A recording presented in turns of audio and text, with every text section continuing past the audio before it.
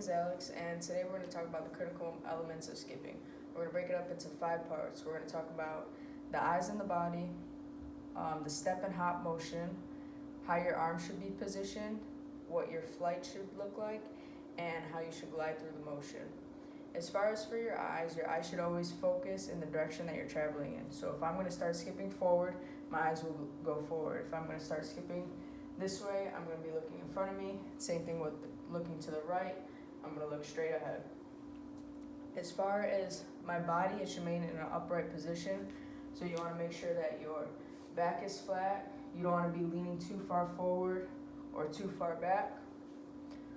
For the second phase, for your step and hop, you should be stepping and hopping with the same foot. So if I'm going to step with my right, I'm going to take off on my right. Same thing with my left foot. If I'm going to step with my left, I'm going to take off with my left. As far as your arms should be in the oppositional position. So for example, if I'm stepping with my left, my right arm should be like this, and then when I start to go take off, that's when my left arm's going to come up. Same thing if I'm turned this way. If I take off on my right, my left arm's going to be forward, and then when I start to take off, I'm going to switch when I bring my knee up. As far as the flight part, both feet are temporarily going to be off the ground. The non-supportive leg is bent as the hopping leg leaves the ground. So like I had mentioned before, so if I'm stepping with my right, this back leg is going to come up and bend as this one's staying straight.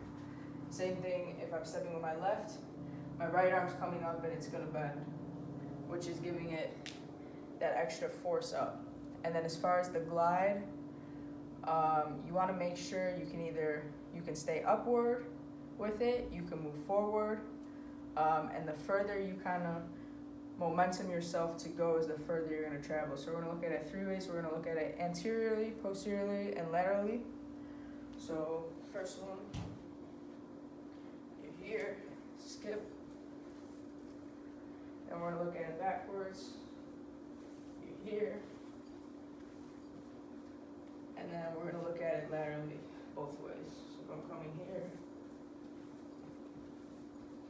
and I come back.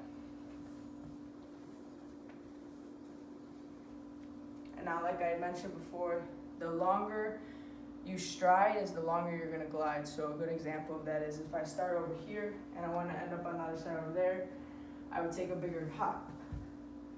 And I would push off more forward instead of just pushing straight up.